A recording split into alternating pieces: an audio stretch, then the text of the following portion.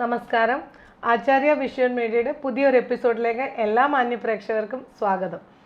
കഴിഞ്ഞ കുറേ ആഴ്ചകളായിട്ട് നമ്മൾ ഹസ്തരേഖയെ പറ്റി നിങ്ങൾക്ക് സ്വയം നിങ്ങളുടെ കയ്യിൽ നോക്കിയിട്ട് എങ്ങനെ ഏത് രൂപത്തിലുള്ള ഹസ്തരേഖയാണ്, ഏത് ജാതിക്കരങ്ങളാണ് എന്നുള്ള വ്യക്തമാക്കി മനസ്സിലാക്കാൻ വേണ്ടിയിട്ടുള്ള ഒരു എപ്പിസോഡാണ് ഇപ്പോൾ ചെയ്തുകൊണ്ടിരിക്കുന്നത്. അപ്പോൾ ഈ ആഴ്ചയിൽ ഇപ്പോൾ നമുക്ക് ഏത് ജാതിക്കരത്തെ പറ്റിയാണ് സാറ് നിങ്ങൾക്ക് വിശദീകരിച്ച് തരുന്നത് എന്നുള്ളത് നോക്കാം. നമുക്ക് സാറിനോട് തന്നെ ചോദിക്കാം. ഇപ്പോൾ നമ്മൾ ജാതി കൈകളെ കുറിച്ചാണ് കഴിഞ്ഞ എപ്പിസോഡുകളിലായിട്ട് പറഞ്ഞു വരുന്നത്. രേഖാശാസ്ത്രത്തിൽ ഒരുപാട് കാര്യങ്ങൾ നമുക്ക് മനസ്സിലാക്കാം. ശരിക്കും പറഞ്ഞാൽ എല്ലാ കാര്യങ്ങളും മനസ്സിലാക്കാം. അതിൽ നമ്മൾ ആദ്യ പടി എന്നോണമാണ് നമ്മൾ ജാതി കൈകളെക്കുറിച്ച് പറഞ്ഞു വരുന്നത്. ഓരോ ജാതി കൈക്ക് അനുസരിച്ചിട്ടാണ് അവരുടെ രീതി എല്ലാം മനസ്സിലാക്കാൻ വേണ്ടി ഓരോ ജാതി കൈയായിട്ട് തിരിച്ചിട്ടുണ്ട്. അതിൽ നമ്മൾ ചതുര കൈയെക്കുറിച്ച് പറഞ്ഞു, ചട്ടുകാകൃതി കൈയെക്കുറിച്ച് പറഞ്ഞു, സ്തൂപിക ജാതിയെക്കുറിച്ച് പറഞ്ഞു, സാത്വിക ജാതിയെക്കുറിച്ച് പറഞ്ഞു, അധമ ജാതി കൈയെക്കുറിച്ച് പറഞ്ഞു. ഇന്ന് നമുക്ക് ആധ്യാത്മിക ജാതി കൈയെക്കുറിച്ച് നോക്കാം. ആധ്യാത്മികം എന്ന് പറയുമ്പോൾ തന്നെ എല്ലാവർക്കും മനസ്സിലാവും. ആത്മീയമായിട്ടുള്ള ജാതി കൈയാണ് ആധ്യാത്മിക ജാതി കൈ. ഈ കൈ കണ്ടുപിടിക്കാൻ കൈ കാഴ്ചയിൽ നല്ല ഭംഗിയുള്ള കൈയാണ്. ശരിക്കും പറഞ്ഞാൽ നമ്മൾ സ്തൂപിക കൈ പോലെ നല്ല സാമ്യമുള്ള കൈയാണ്. കാഴ്ചയിൽ വളരെ ഭംഗിയായിട്ടുള്ള കൈയാണ്. അത് നമ്മൾ പിക്ചറിൽ കാണിക്കും. പക്ഷേ ആ കൈക്കൊരു പ്രത്യേകതയുള്ളത്, നമ്മളെ വിരലുകൾ നോക്കുമ്പോൾ നല്ല കോണാകൃതിയിൽ നഖങ്ങൾ കാണപ്പെടും. അതുപോലെ വിരലുകൾ നല്ല വീതിയേറിയ വിരലുകളാണ്. കൈപ്പത്തിയാവട്ടെ കൈത്തലമാവട്ടെ നല്ല ഭംഗിയേറിയ മൃദുത്വമേറിയ കൈയാണ്. നമ്മളിങ്ങനെ പിടിച്ചു നോക്കിയാൽ വളരെ മൃദുലമായിരിക്കും. പുരുഷൻ്റെ കൈയാണെങ്കിൽ പോലും സ്ത്രീയുടെ കൈ പോലെ മൃദുത്വമേറിയ കൈയായിരിക്കും.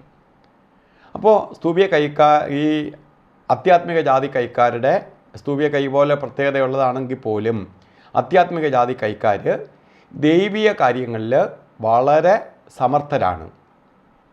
പക്ഷേ ഇവർക്ക് കുറേ പ്രത്യേകതകളുള്ളത്, ഇവർ ഒരു കാര്യത്തിലും അത്ര സ്ട്രോങ് ആയി നിൽക്കത്തില്ല.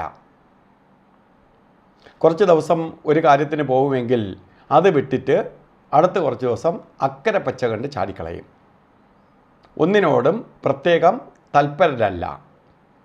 അപ്പോൾ ദൈവീയ കാര്യങ്ങൾ പോകണമെങ്കിൽ അമ്പലത്തിൽ ദൈവീയ കാര്യം ഒന്ന് ദൈവത്തിൻ്റെ പേരും പറഞ്ഞ് വേണമെങ്കിൽ കാവ്യമൊക്കെ എടുത്തു കൊടുത്ത് അങ്ങനെ ദൈവീയ കാര്യങ്ങളായിട്ട് നടക്കും. അവിടെ കട്ട പിടിച്ചില്ലെന്ന് കണ്ട പുതിയ എന്തെങ്കിലും സംരംഭം കണ്ടുപിടിക്കും. അപ്പോൾ ഇങ്ങനെ നടക്കുക അല്ലാതെ ഇവരൊരു ഉത്തരവാദിത്വ ബോധമുള്ളവരല്ല. ഒരു കാര്യങ്ങൾ ഇനിഷ്യേറ്റീവായിട്ട് ഒരു കാര്യം ചെയ്യുന്നവരല്ല. അപ്പോൾ ഒന്നിനോട് ഒരു തൊഴിൽ ചെയ്യാനായിട്ട് അതിൽ ഉറച്ചു നിൽക്കുക, ഒന്ന് പഠിക്കാതെ തന്നെ അത് കണ്ടിന്യൂ ചെയ്യില്ല. ആരംഭശൂരരാണ്. എല്ലാം പഠിക്കാനായിട്ട് താല്പര്യം കാണിക്കും.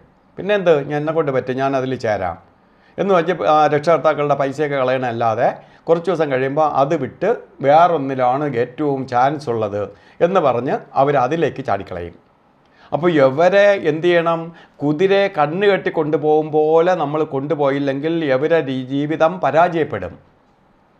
കാരണം ഇവർ ഒന്നിലും ഉറച്ചു നിൽക്കത്തില്ല.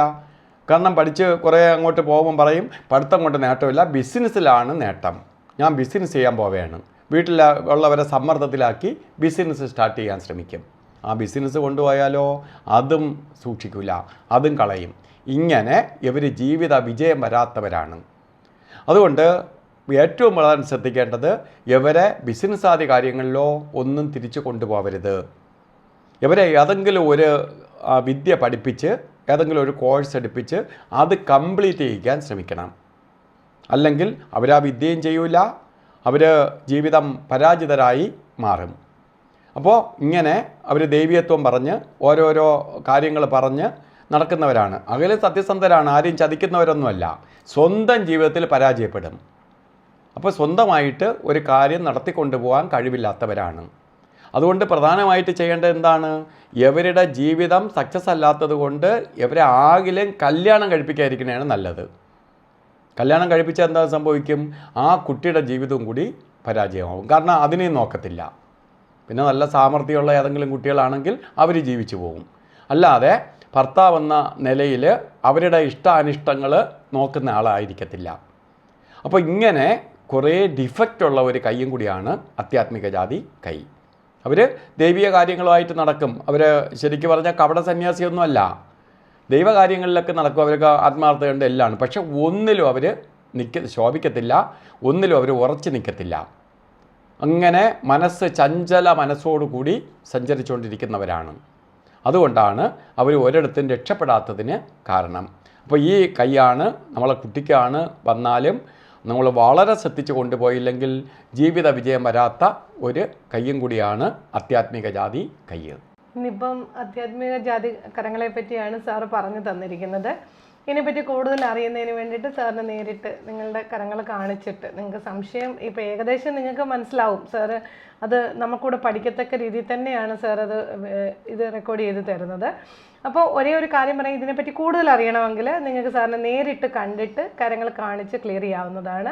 അതിന് വേണ്ടിയിട്ട് സാറിനെ കാണാൻ വേണ്ടിയിട്ട് ബുക്ക് ചെയ്യേണ്ട നമ്പർ 9847064540. അതല്ല വരാൻ ബുദ്ധിമുട്ടുണ്ടെങ്കിൽ സാറിൻ്റെ ഓൺലൈൻ ഡീറ്റെയിൽ ആയിട്ട് കിട്ടത്തക്ക രീതിയിലും അവൈലബിൾ ആണ്. അതിന് വേണ്ടിയിട്ട് 9895667700 ഈ വാട്സപ്പിൽ ഒരു ഹായ് കൊടുത്താലും നിങ്ങൾക്ക് കരങ്ങളെ പറ്റിയുള്ള ഡീറ്റെയിൽ അറിയുന്നതിന് സാധിക്കുന്നതാണ്. ഒപ്പം സാറിന് ദുബായിൽ കരാമയിൽ പൂജാസ് ജ്വല്ലറി എന്ന് പറഞ്ഞിട്ട് സാറിൻ്റെ ഓഫീസുണ്ട്. ഇവിടെ നാട്ടിൽ അല്ലാതെ UAE കൺട്രീസിലുള്ളവർക്കും അവിടെ ചെന്ന് സാറിനെ നേരിട്ട് കാണാവുന്നതാണ്. അതിനുവേണ്ടി ബുക്ക് ചെയ്യേണ്ട നമ്പറും ഇതിൽ തന്നെ കാണിക്കുന്നുണ്ട്. അപ്പോൾ അടുത്ത ഒരു എപ്പിസോഡ് വരുന്നത് വരെയും എല്ലാവർക്കും നന്ദി, നമസ്കാരം.